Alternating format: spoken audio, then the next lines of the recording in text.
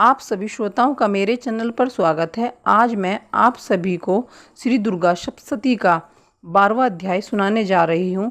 तो एक बार प्रेम से ज़रूर बोलना जय माता दी। अगर आप सभी को हमारी यह वीडियो अच्छी लगे तो चैनल को सब्सक्राइब कीजिएगा और बेल आइकन ऑन कीजिएगा। तो 12वां अध्याय प्रारंभ करते हैं। देवी बोली, जो मनुष्य एकाग्र मन से नित्य प्रति स्तोत्र दुर्गा सप्तशती से मेरी प्रार्थना करता है, उस मनुष्य की समस्त बाधाओं का मैं निश्चय ही शमन कर देती हूँ।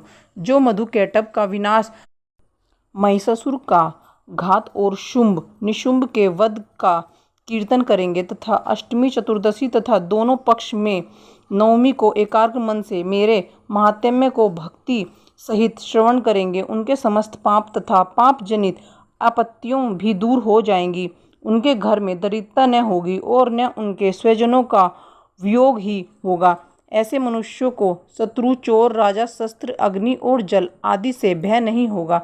इस कारण एकाग्र मन से मेरे इस महात्म्य का भक्ति सहित पाठ करना और श्रवण करना चाहिए।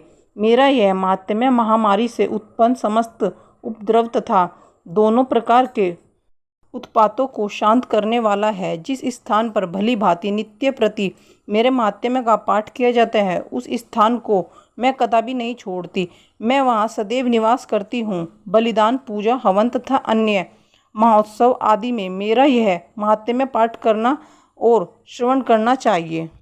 जानकर या बिना जाने जो भी बलि, पूजा तथा हवन करेगा, उसे मैं प्रसन्नता पूर्वक ग्रहण करूँगी। प्रति वर्ष शरतकाल में जो महापूजा की जाती है, उस अवसर पर मेरा महात्म्य भक्ति पूर्वक श्रवण करने से मनुष्य समस्त बाधाओं से विमुक्त होकर धन धान्य तथा पुत्र पौत्रों से परिपूर्ण हो जाएगा। इसमें तनिक भी संदेह नहीं है। जो मेरे इस महात्म्य तथा शुभ उत्पत्तियों को और पराक्रम को श्रवण करते हुए वे युद्ध में निर्भय हो जाते हैं। इस महात्म्य के सुनने वालों के शत्रु नष्ट हो जाते हैं, उनका कल्याण होता है और उनका कुल कुटुंब आनंदित रहता है।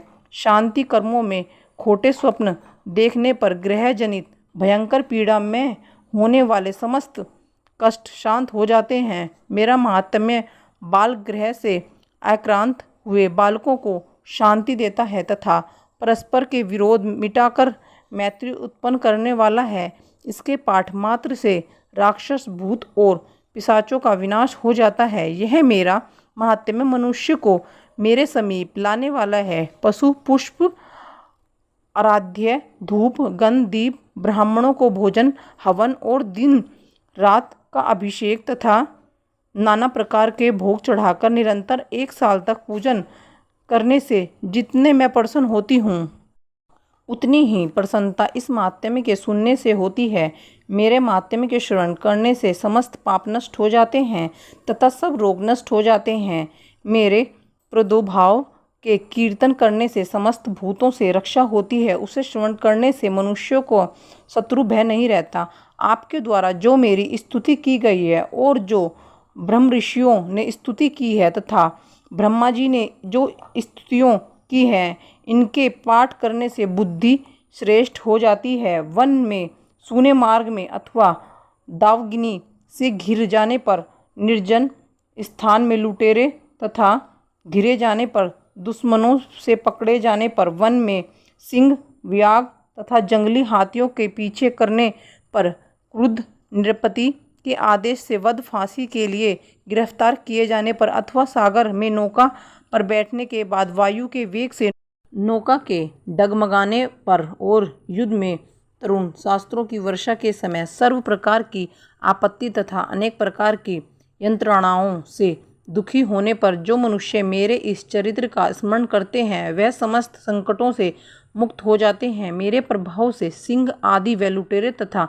शत्रु उससे दूर रहते हैं। ऋषि बोले, इस प्रकार इतनी कथा कहकर प्रचंड विक्रमा भगवती चंडिका देवी समस्त देवताओं के दिखते ही देखते वहीं अंतर्ध्यान हो गई और सभी देवता निर्भय होकर पूर्ववत अपने अपने अधिकारों का पालन करने लगे और शत्रु के नष्ट हो जाने पर अपने अपने यज्ञ भाग का उपभोग करने लगे।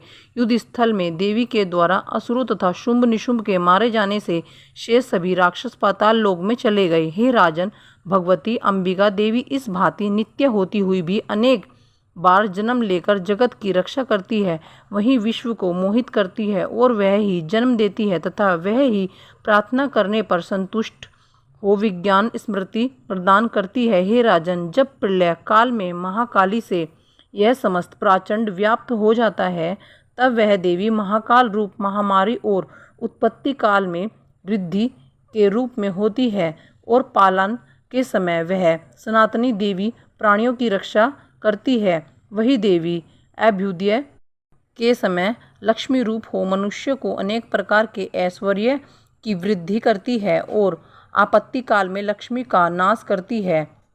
पुष्प धूप गंध आदि से पूजा करने तथा स्तुति करने पर देवी धन पुत्र और धर्म में शुभमति तथा उत्तम गति प्रदान करती है। अब यहाँ पर हमारा 12वां अध्याय संपन्न होता है और आप इस अध्याय को बहुत ध्यान से पढ़ना। माता रानी ने इसमें बहुत विस्तार पूर्वक बातें बताई हुई हैं। प्रेम से बोलिए जय माता दी।